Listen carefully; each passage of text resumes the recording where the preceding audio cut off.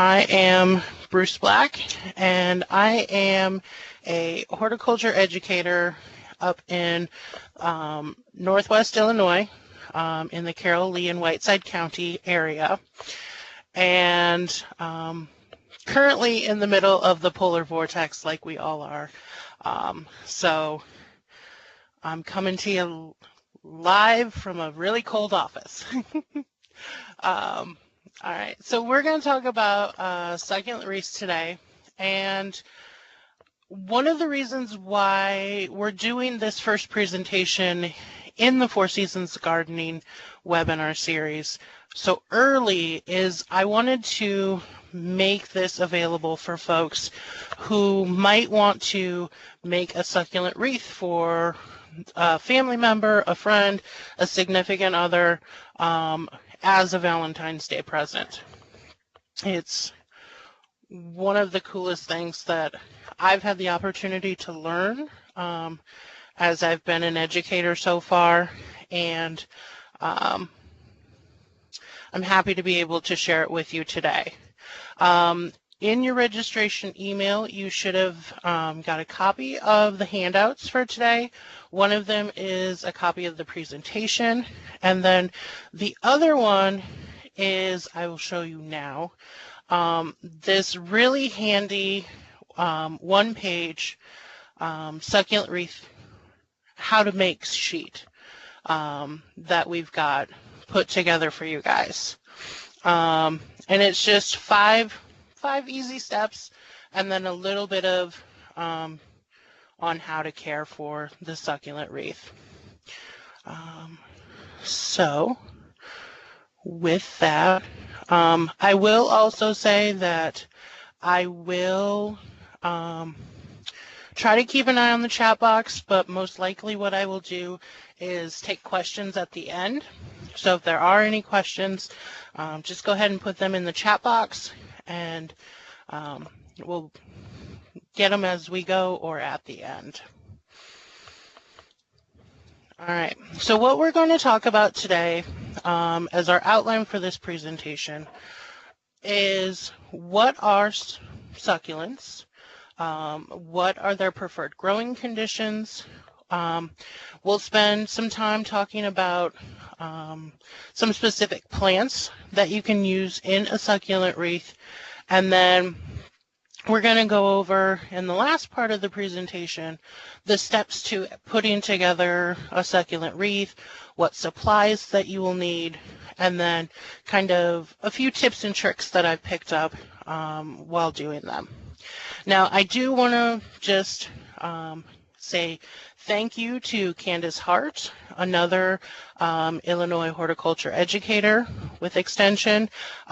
She created this program and trained me on how to do it, and so now I am putting my spin on it and sharing it with you guys. And so for those that don't know, this picture right here, this is a example of a succulent wreath. You can see that it's got a wide variety of textures and colors and a number of succulent types in it. And this succulent wreath in the picture is an outdoor succulent wreath. So this was put outside in the spring after the chance of frost, and then allowed to be outside all summer, and then taken inside, or if it sadly perished, was cleaned up towards the fall.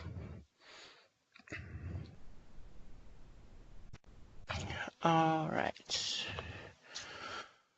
So why would we make a succulent or a living wreath out of specifically succulents? Succulents have been chosen as a good plant for a living wreath because they require minimal watering. They are plants that are adapted to an arid or dry, desert condition. They retain water in their thick, fleshy leaves, and they have few disease or pest problems. I think the biggest pest problem that I've noticed with the succulent wreaths that I've put together is just some white flies flying around. They can also be taken outdoors in the summer to take advantage of all of that sunlight to increase the plant growth and make the wreath fuller. Succulents make excellent houseplants. I think I'm going to say roughly 85% of the people I know have at least one succulent plant in their house because they are harder to kill. They're great. They're adaptive to the lower light conditions or the high light conditions that we have. They have interesting flower and plant forms. Now, some of the succulents that we grow do produce some flowering when the conditions are met. Most of the other ones are going to be just selected for their plant texture, their color, that they get from the leaves and the stems of the succulents. And another thing that I like about using succulents is they will fill in the wreath rather quickly. So if you use some succulents that have the ability to produce offshoots, meaning that they start growing baby plants out of them, or they produce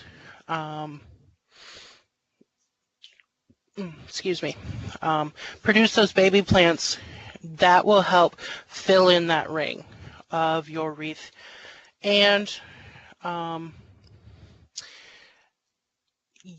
with the succulent needing to, when you propagate off a succulent, needing to callus a little bit, meaning just dry out a little bit, with the wet dry cycles of the wreath, and it being mostly semi-moist to dry, that helps those succulents to callus off. All right. So let's get talking about the growing conditions. I did mention this a little bit. So many of the succulents will thrive under incandescent or fluorescent lights, meaning you don't have to have a specific grow light or an LED light in your apartment or house to have these plants grow.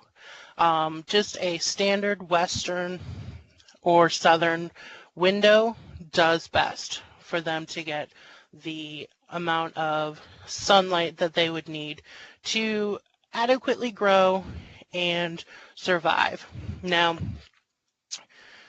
as we go through the seasons, that light level is going to change, which is good for the plants. Right now, with it being cloudy, we're in the middle of winter.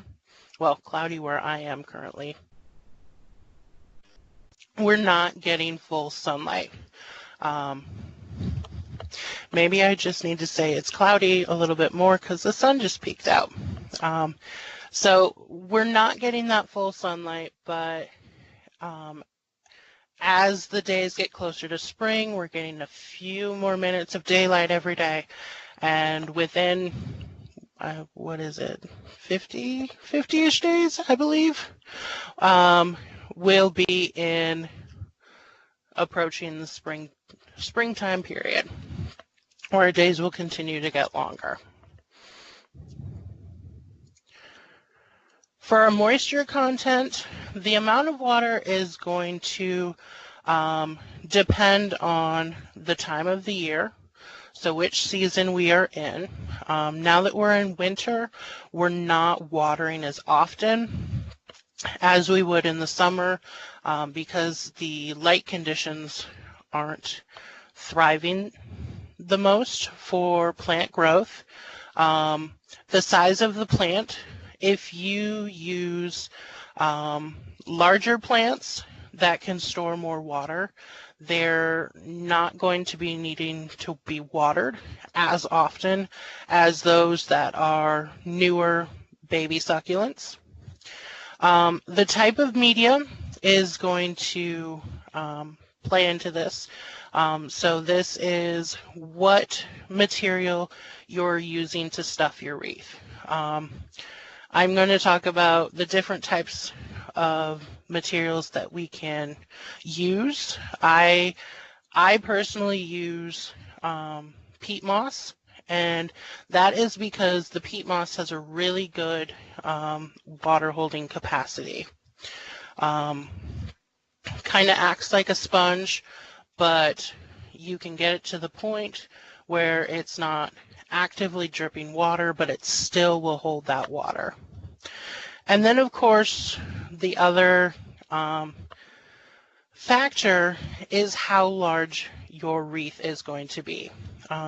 If you do a larger wreath, you're going to have a larger amount of material. You're going to have a larger number of plants in there competing for the water available. So depending on the material and the plants, you might be watering that more often than if you did a 8-inch ring.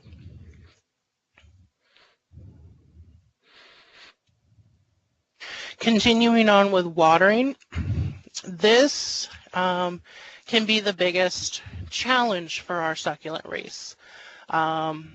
Anybody who's grown succulents knows that overwatering will kill your succulents faster than if you did the, to quote a popular commercial, set it and forget it method.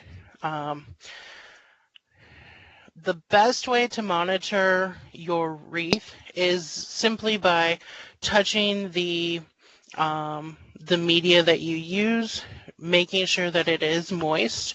Now, you don't want to simply just touch the outside of the wreath.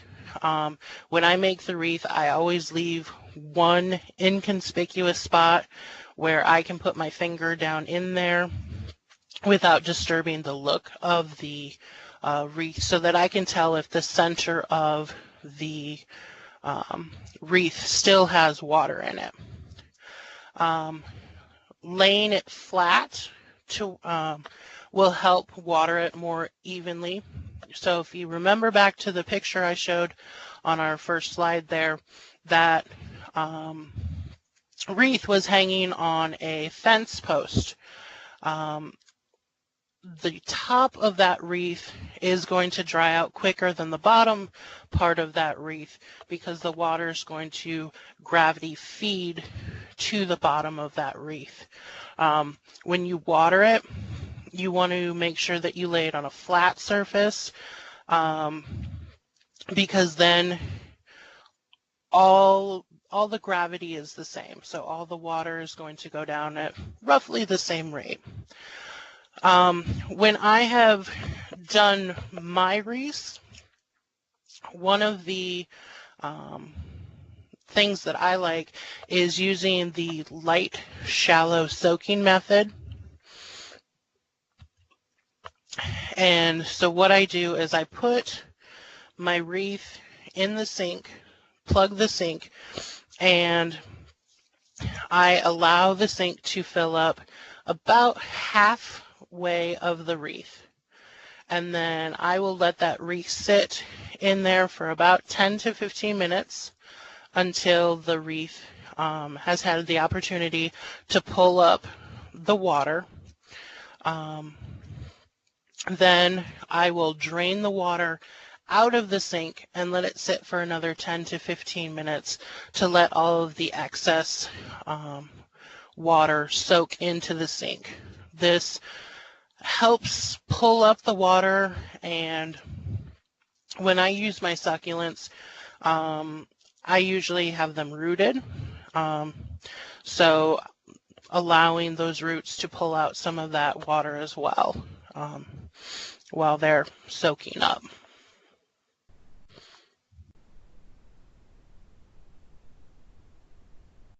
Another thing to keep in mind is that succulents will go dormant during the winter months, and so you won't be watering as much as you will be in the summertime.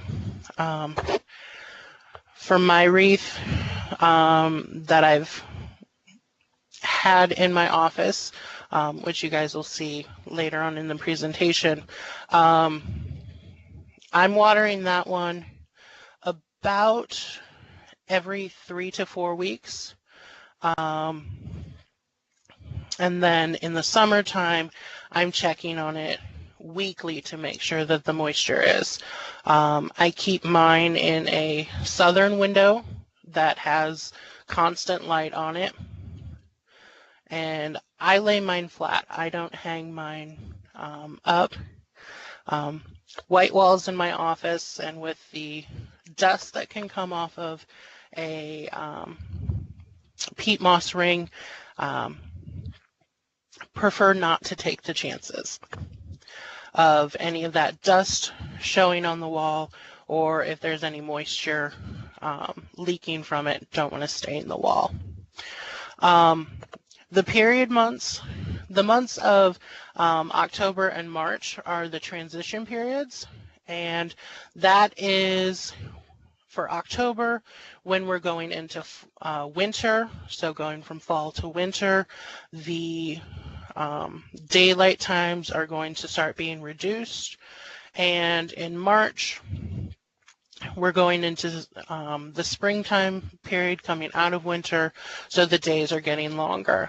And this is when you will be gradually either reducing or increasing the water depending on the plant needs for the coming season. Also, since and I might cover this in another slide, but I'm going to say it now just because it's always good. In the winter months, I don't provide any fertilizer to my wreath.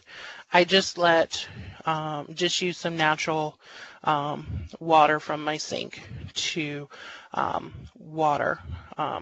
That way, since the plant isn't actively growing, I don't want to overload the wreath with any nutrients. But in the spring and spring and summer, when it's actively growing, then I'll give it some fertilizer. Temperature. Another reason why we want to use succulents is because they adapt to a wide fluctuation of temperature. Exposure to temperatures between 40 degrees and 90 degrees Fahrenheit for long periods is not harmful. So right now, when our indoor temperatures are between 64 in some people's houses and 70 degrees at night in some people's houses, that cold isn't going to be harmful to people, or not to people, but to the succulents themselves.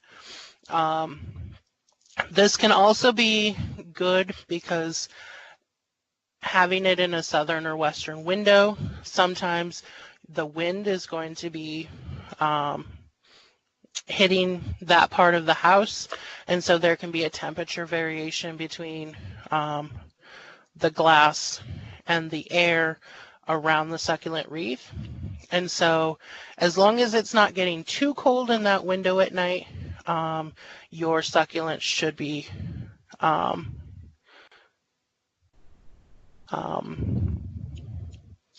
okay.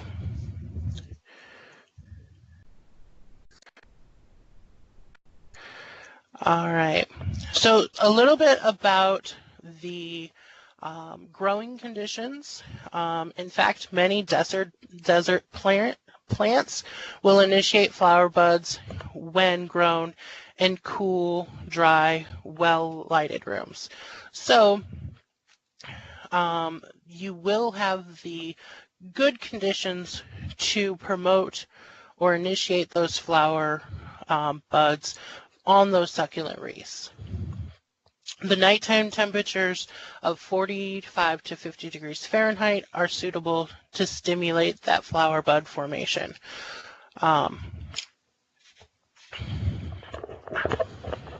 Sorry, my headset was slipping off.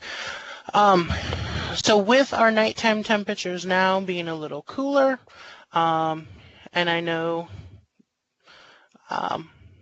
45 to 50 degrees is a little cool for some folks at night, but the closer that you get to that 50 degrees, the more stimulation for those flower buds is going to occur.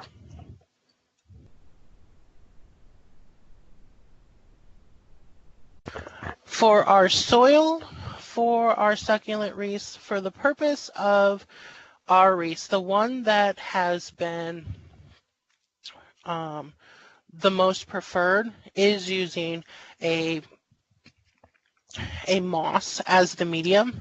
And peat moss is going to be the one that has the most water holding capacity. Now, you'll see in a couple of slides that I do use the colorful moss that you can get from the craft stores, but that doesn't have a lot of water holding capacity to it. So usually using that moss, reindeer moss, it is used more as a decoration rather than building the wreath. Now, if you look at the picture up here at the top right, you'll notice that the peat moss, when you receive it or you buy it in the store, you can either buy two forms, the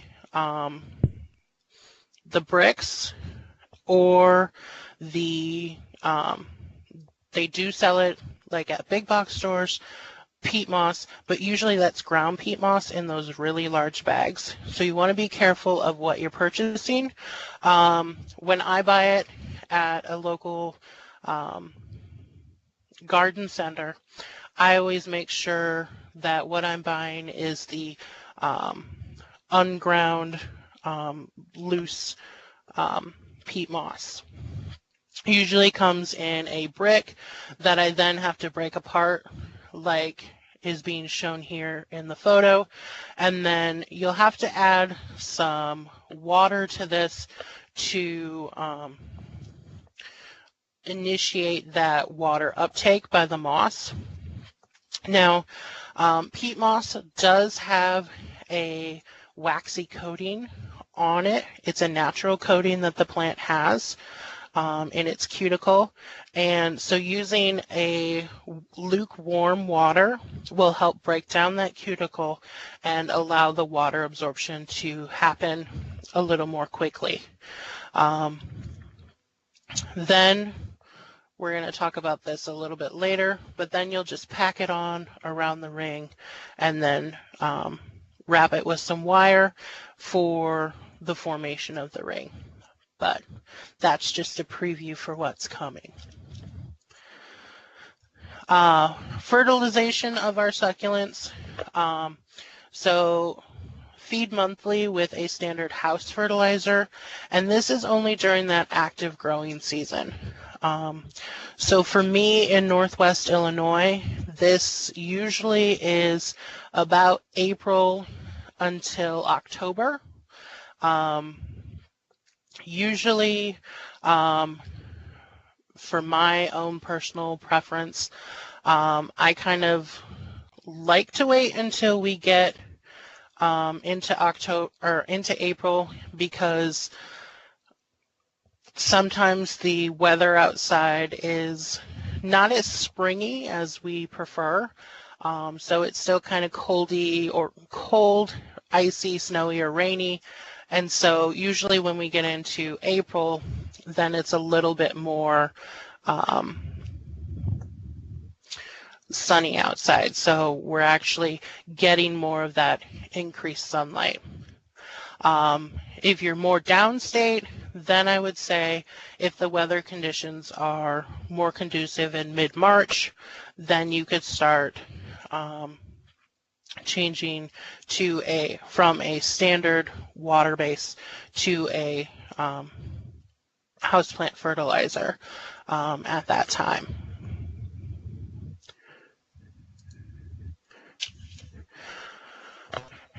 All right, so the plants that we use for our succulent wreaths can either be small rooted plants, or we can use cuttings. If you look here in the photo, you can see some that haven't started developing any roots yet. Those usually take about 4 to 7 days after being harvested off the plant to develop that callus tissue, which will then start that root formation. Once it goes into the moist, dark medium where there's no light, and initiate those roots to start forming. And then you can see that a couple of them have little root initials at the base of them. When you're selecting your plants, you want to purchase them from a reputable grower. You can also grow your own. I know, working with many Master Gardener volunteers, that when one person has a really large succulent, like a jade plant, or what was the other one from the other day? Well, we'll stick with the jade plant. Somebody had one that needed to be divided, so they brought in some cuttings to a Master Gardener meeting, and everybody walked away with a plant. So having those connections of knowing what your friends have, what your family has. Usually if you start with a couple of small succulents, within a couple of years you've got a nice array of succulents in your house. And if you're like some of us gardeners in the group that start running out of space in your house, you're more than willing to part with a cutting or two. You can also purchase them at stores. I do always caution here. Everyone, including myself, is a sucker for clearance plants, but I always throw the caution out. You usually sometimes get a little bit more than you bargain for when you buy a clearance plant. Sometimes they've got some insects on them. They might be showing some signs of disease. If they haven't been taken care of, then you might start seeing some signs of the plant degrading down the road. So always be cautious when looking through the clearance rack at plants.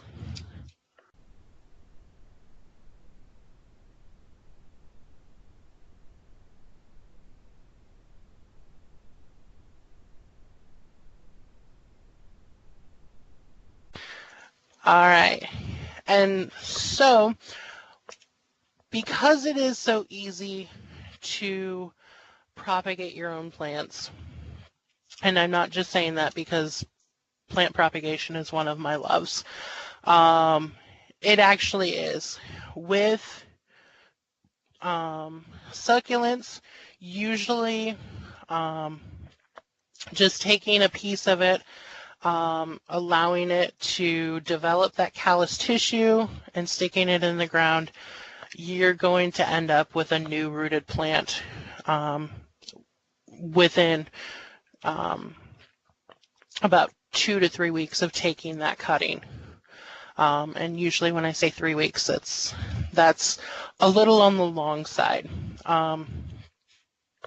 If anybody has also had a sedum plant, a burro's tail sedum, you know that you brush that plant sometimes and all the little leaves just fall off, and then you can just stick those right in the ground or in a package or a container of moist soil. And that's the same concept we've got with succulents, which is a great fun thing about succulents. They're the gifts that usually keep on giving. So as long as you keep them alive and don't give too much water or too little water, they're long-lived plants.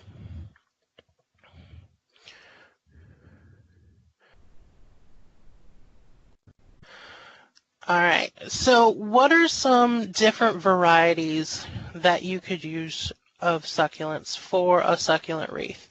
Well, when you look at making a succulent wreath, you want to stick to something that's relatively low growing and will fill in quickly. So when we think of some plants that are low growing and fill in quickly, that can be hens and chicks, sedums, and the echeverias. Now, I do want to say here that the low growing is a guideline, but it's not a requirement. So depending on how you are going to use your succulent wreath, if you're going to lay it flat as a centerpiece for your table, putting in some plants that have some height or some of the taller succulents like a panda plant could give a new dimension to it. And I'll admit I look at some of the decorating magazines to get plant ideas, and one of the ideas that I found for a succulent wreath is putting it on a old glass pie plate that is about 6 inches off the ground or 6 inches off the table, and you would serve a pie at the holidays on, using that as your centerpiece for a holiday celebration.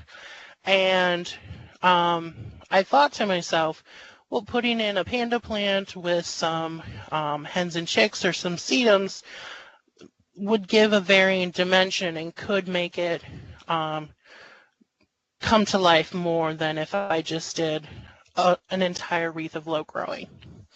And then, of course, putting a nice candle or something in the center.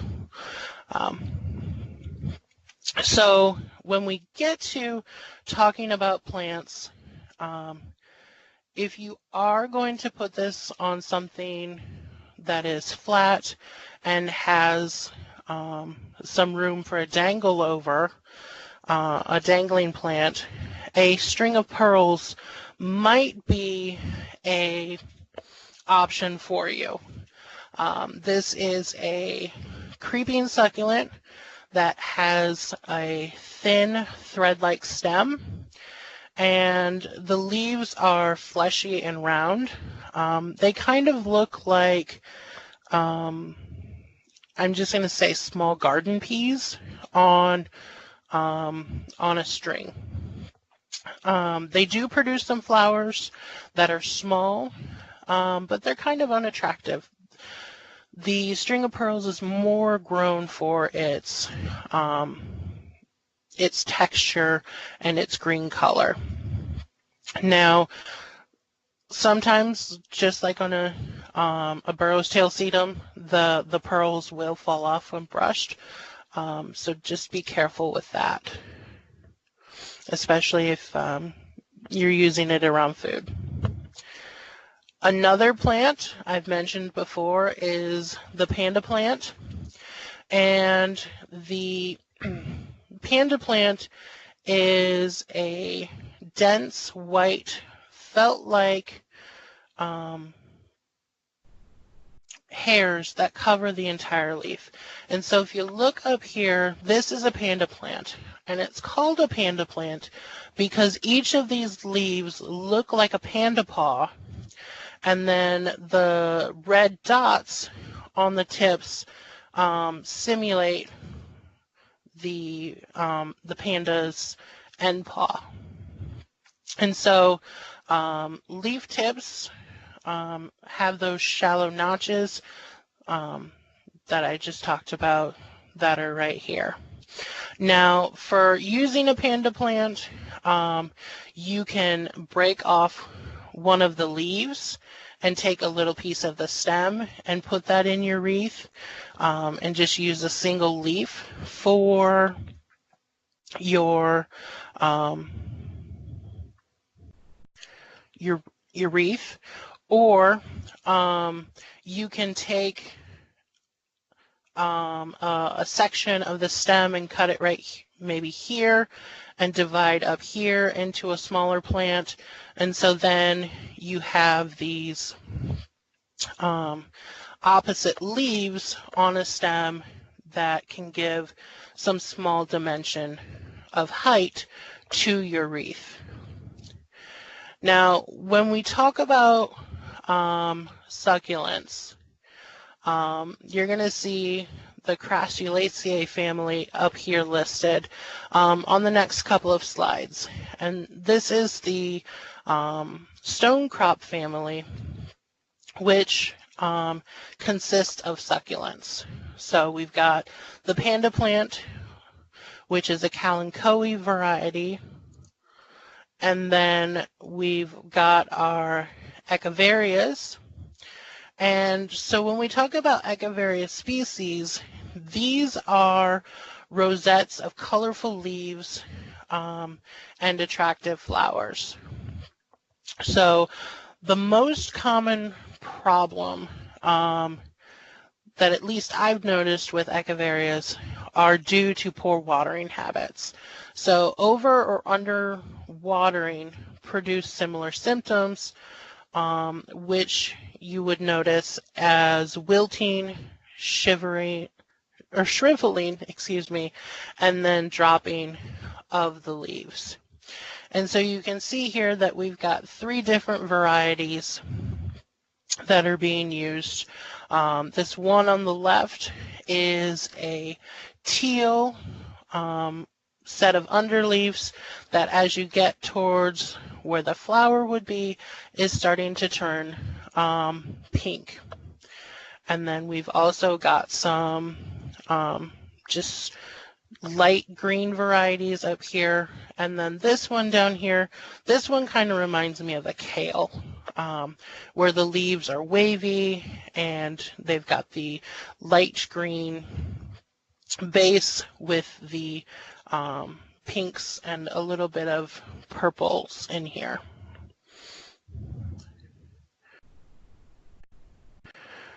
All right. So another one of the popular succulent plants are sempervivums. And I hope I said that right, because I believe the queen of sempervivums is on. So Martha, if you're listening, I hope I'm doing you a little justice here. And these are also referred to as hens and chicks. And so they resemble an unfurled rose with seasonal blushes of color, and they can form a dense mat that accents gardens and, in this case, succulent wreath arrangements. One thing that is really nice about them is they are hardy to zone 4, so they are one of the succulent plants that can survive a little bit of a cold. Regardless of droughts, deep freezes, and poor soils, they're easy to grow and have a number of eye-catching colors, textures, and forms. And so If we look at the picture right here, you can see how the offshoots have started developing underneath the mature plants. All right. Aeoniums.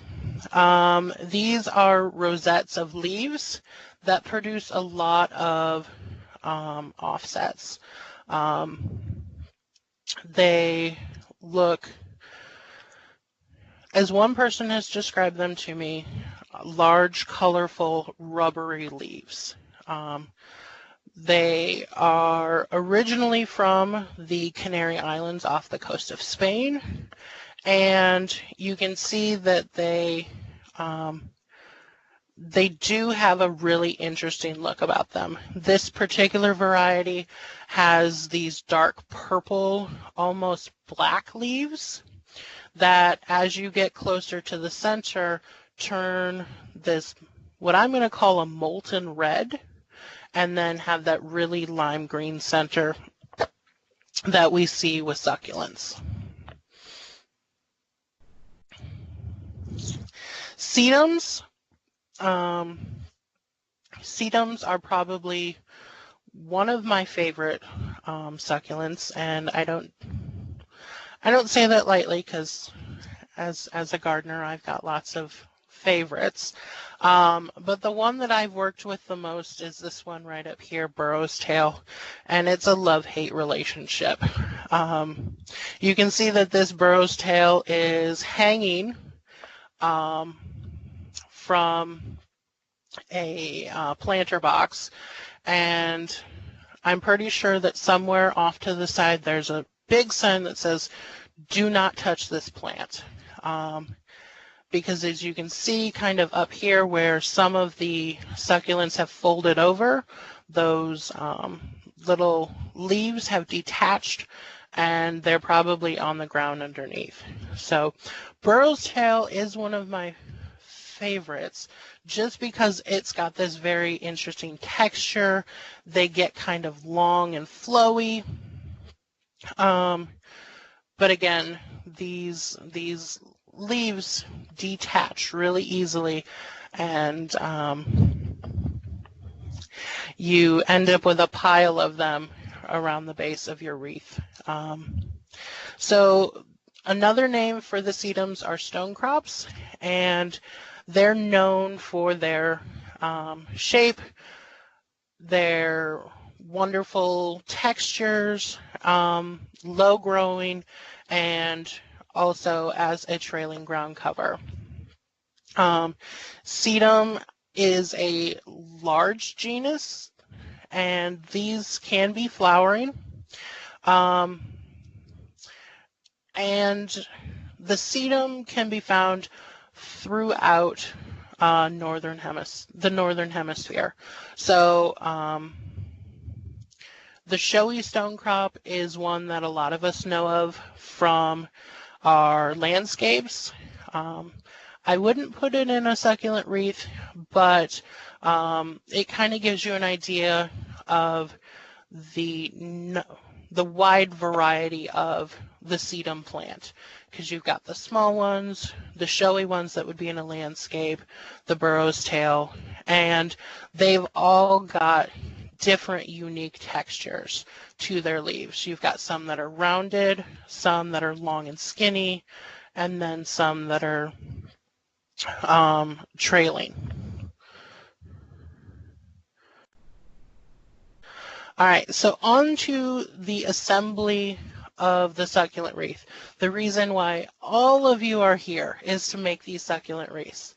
So when you make the succulent wreath, what you are going to need is a wreath frame, some peat moss, some paddle wire, succulents, either as rooted cuttings or just cuttings from your plant, and then greening pins. I will tell you, I'm giving away all my gardener secrets here today, but succulent wreaths, to get some of these supplies, your local dollar store. The dollar store usually has everything, but they've got the wedding supplies. So they've got paddle wires, they've got the greening pins, they've got your wire snips that you need to cut the wire, and usually they're pretty cheap. So you don't have to do this on an extravagant budget. You don't have to go find the best of everything. The dollar store will have wire frames. They're usually going to be the larger wire frames, but if you want the smaller 6-inch, 8-inch frames, those you'll have to get at either a craft store or a horticulture supplier or a big box store. The biggest investment here, if you don't have either a friend with succulents, you might not have the ability to get fresh succulents in your area and have to order them online. There are a number of succulent suppliers throughout the country.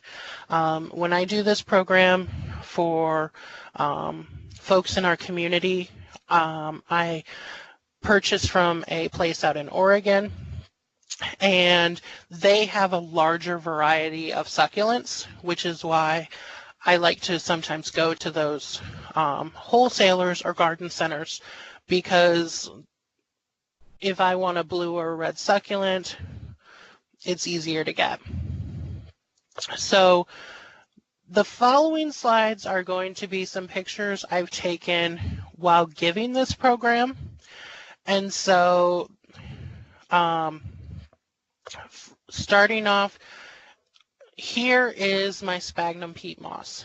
And so I've just put it in a container. I soaked it prior to the program when we put the wreaths together, usually about an hour, hour and a half, with some warm water. If I've got the time and I remember, I will soak the moss before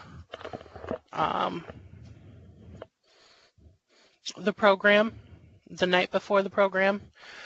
And then here is the flat of plants, the different succulents that I used. So for this program, I just selected, when I ordered, a wide variety. I chose a mixed flat of succulents. So this one had a lot of sedums in it. We've also, in this purple bag here, I've got some reindeer moss to add some texture to the final wreath. And then back here behind my Mountain Dew bottle is the 6-inch rings that we used. A 6-inch ring is usually, a 6 or an 8-inch ring is a nice take-home wreath. You can get your wreath forms in a number of different shapes. These are just 2 varieties of wreath forms that I had in my office. So here is the 6-inch wreath form, and then here is one that I found at the dollar store. It's in a heart shape, so I figured I'd throw it in there since I was doing this program for Valentine's Day. Notice cheaper ring mold, but you're going to have more input with the moss and plants. So one of the first tricks I'm going to tell you is take your paddle wire and do a little pre-wrap around the wreath on the outside edge of the ring. This helps you get that anchor in place before you start filling your ring mold with the moss. It's always easier for me when I start it, because then I can take a handful of moss couple of handfuls of moss, put it in the ring right here, and then I can wrap the moss and the ring as you go. So you're going to wrap it with the paddle wire, but then you're also not going to do a tight wrap.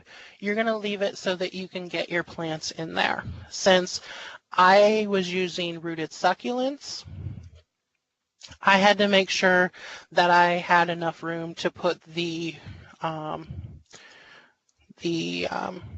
root mass in there with some of that soil.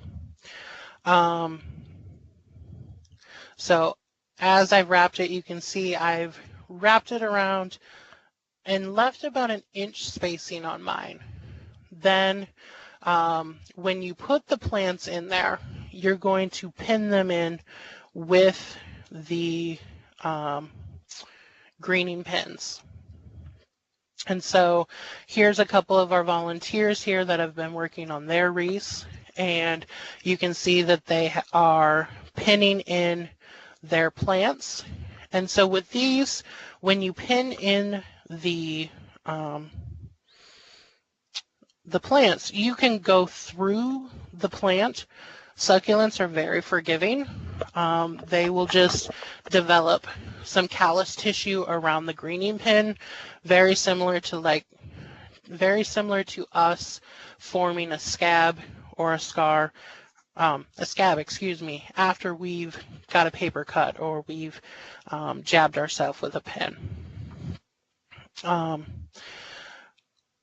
The greening pins you do have to be careful with because depending on how thick you make your ring or thick you make your wreath, these greening pins could be a little bit long.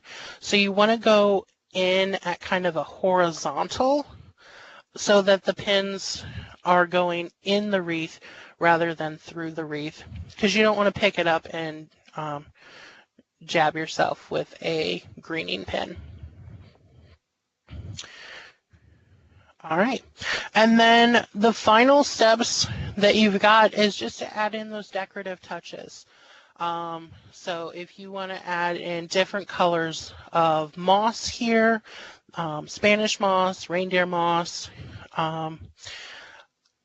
I've known some folks to put in, if they wanted to spice it up with a little bit of ribbon, they've tied a ribbon or a bow on there, incorporated,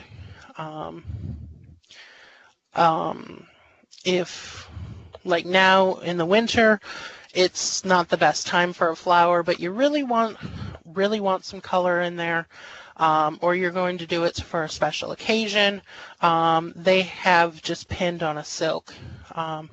You can also incorporate, if you wanted to put like little insects on here, you could greening pin in some of those rubber insects, or if you wanted to make it seem a little bit classier, getting some of the buttons that are shaped like insects or animals, you can pin those in. I've offered that option for when I've done this program with kids before, and they jump at the chance to add a little bit of wildlife to their wreath. Another thing, if you are going to do this flat, you could incorporate, if you wanted to make it a fairy succulent wreath, you could add in some fairy touches in there, add a little fairy house in the middle, and then this becomes the garden or the forest around the house. When it comes to doing projects like this, your imagination is your own limitation. And then the final step simply is to enjoy the wreath. And so this is a picture that I found online of a wreath that I wished that I had on my door right now. But it's so bright, it's full of different colors, and the textures on here can really be appreciated. All right. So as we get to the end of the program here, I just want to review a quick about what we talked about. So we talked about what succulents are, how they are plants that have been adapted to grow in a drier, more arid environment, so they don't like their wet feet, most of them. Growing your wreath or your succulent in a southern western exposure, house temperatures.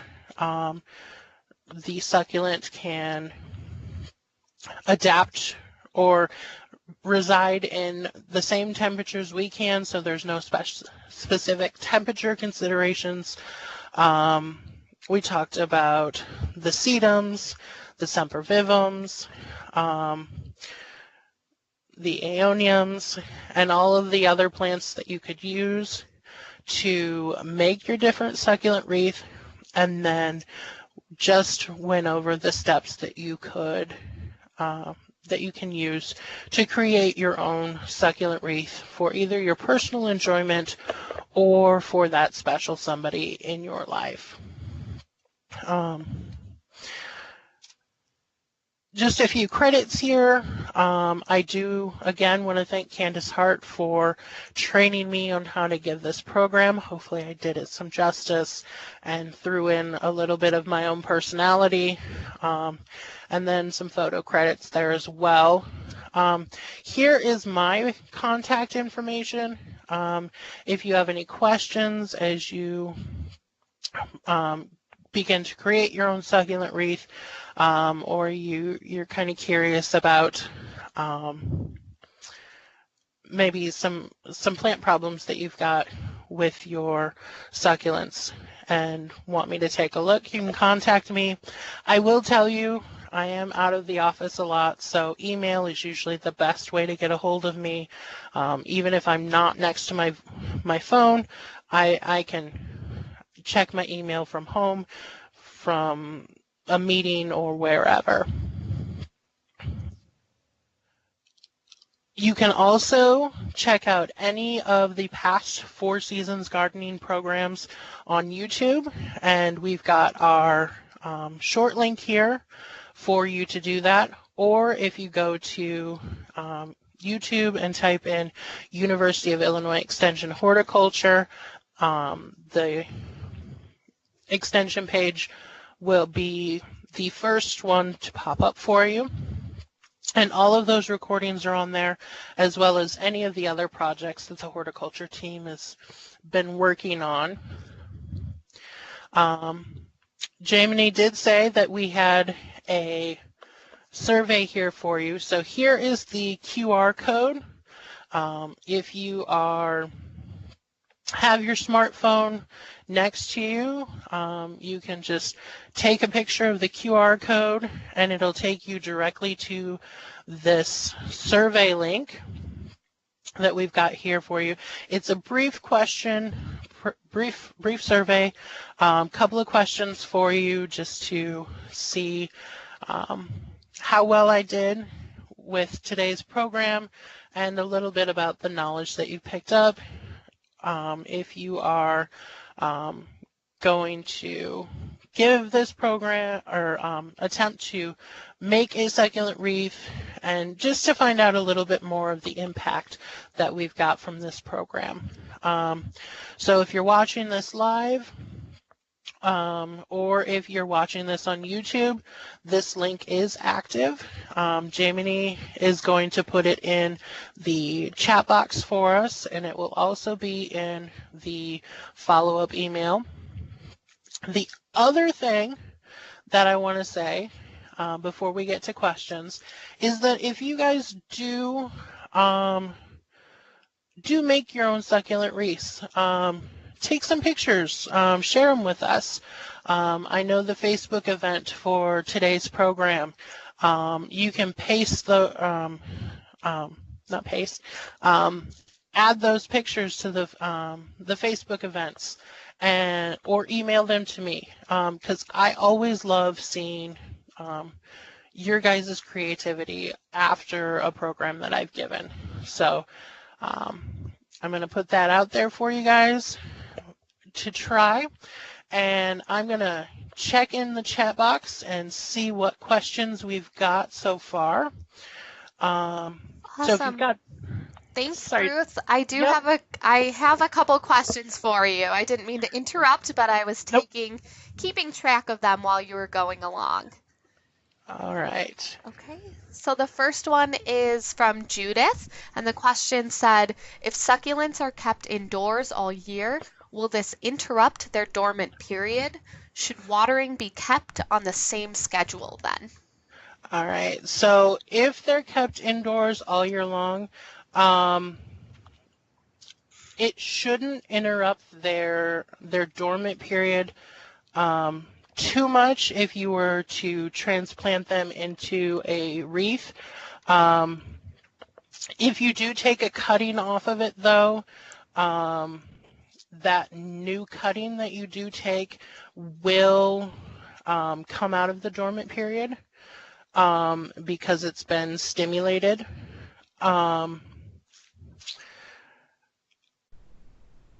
Watering for the succulents, I would say, should be kept on the same schedule. You just want to make sure that you're monitoring that medium to make sure that it's remaining moist. But usually in the periods we're in right now with winter, you're not going to be watering too often. Thanks. So the next one we got from Justine was, I've never seen peat moss in a brick. What brand of peat moss do you recommend? It all seems to be compressed in bales or cubes. Okay. And Justine, I didn't mean to throw out any confusion as by calling it a brick. The compressed bale or the compressed cube is the same thing as what I would call a brick. Thanks, Bruce. I have a couple more for you from Robert. For variety, I was curious if air plants could be added to the wreath. I don't see why they couldn't be added in there. I'm trying to think if there are any special considerations that they might need.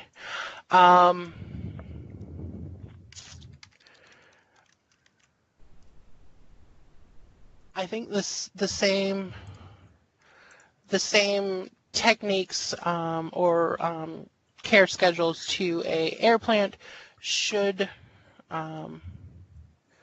work for putting it in a wreath, but I can double check and do some research. Or Jamie, if you've got an idea. I think just the watering might be the issue with the air plants. So I know that those enjoy being saturated. I don't have much experience growing air plants, but it seems like that would be the one issue. But I can take a look at that as you answer this next question. So Okay. The last one I have is from Sarah, and it's the question, I put it in the chat box, but it says, is there ever an issue with the plants getting too leggy? If so, what is best to keep them in check? All right, Sarah, I'm glad you asked that question. There is sometimes an issue with them getting too leggy, and just a light pruning of the succulent works best. And then what's great about pruning a succulent, so just let me go back to my slide here because I had a good example of it. So you can see here on this succulent that I've got right here, this is one that I would consider is getting too leggy. It's tall because I took a plant and I split it but I didn't split it enough. So when this gets a little taller, I would just come in here and give it a little snip. Leave this one in the wreath, and then what you snip off, you can just clear off the bottom leaves and plant that back in the wreath, and it will start to reroot.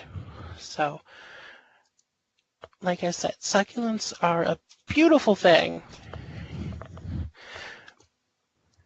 So I did put a link to a publication about air plants directly into the chat box for us to do some more research on that question. And then with this QR code, I did want to mention that you do need an app. It's called QR Reader, and then you take a picture of the QR code and it takes you directly to the website. I have also included the link directly into the chat box, which I'll do again. As of right now, I have no more questions on deck, but so if you have any more questions, please feel free to type them in the chat box or unmute yourself and ask Bruce directly. All right, I do see one that was just up above where you put Sarah's question. I have difficulty keeping the plants and the dirt in the wreath when I hang it. What do you suggest I do? All right, so great question. If you know that you're going to be hanging your wreath,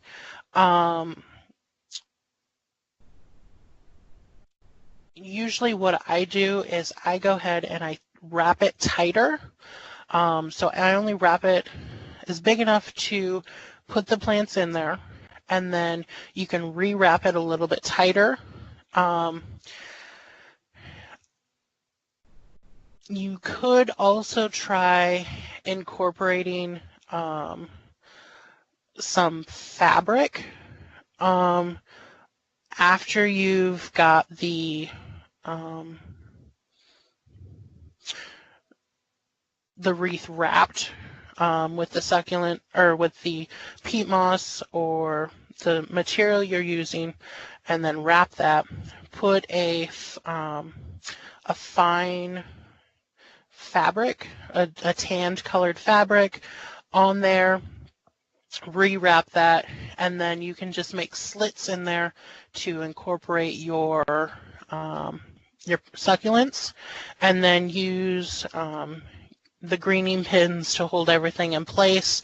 And if you add any reindeer moss or Spanish moss, you can add that and green that in as well.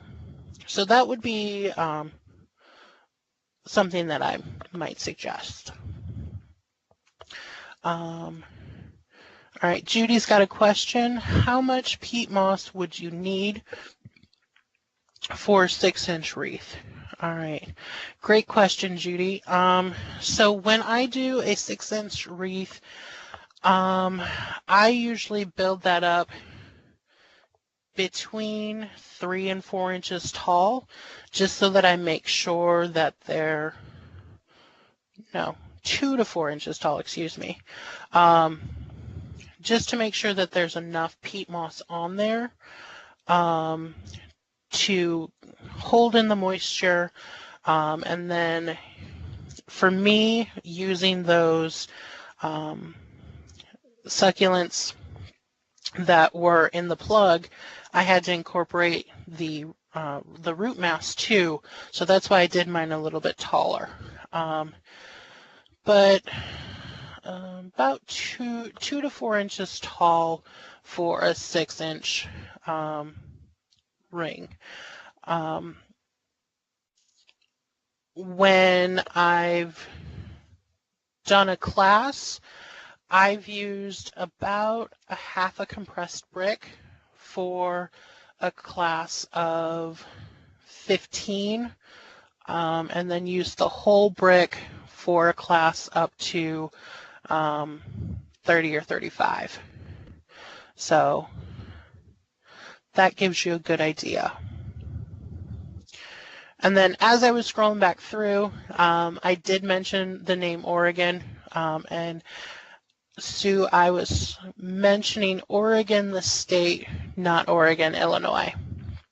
So there are some greenhouses over on the West Coast that specialize in succulents, and they ship them around. So that is where I got mine, from Oregon, the state.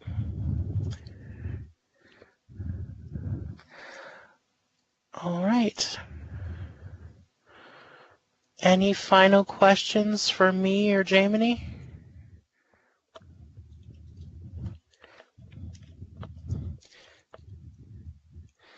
You're most welcome, Sue. Yeah, I still haven't corrected myself on. I live 20 minutes from Oregon, Illinois, and still mix up the two. So I'll get better at that, I promise. All right. Well, I thank you all for joining us today for the first webinar in the Four Seasons Gardening Winter Series. I do hope you have fun creating your succulent wreaths, and if you have any questions going forward, contact me, your local extension office. We're always happy to help. All right. So, Jamie, any final announcements? So that's it for me. Thank you so much, Bruce, for sharing your knowledge with us today. It was a really interesting and informative webinar. I'm happy to do it. It was enjoyable. Thanks. So that's it for us today. We'll be signing off here pretty soon. There's All right. no more questions. Everybody stay warm over the next couple of days.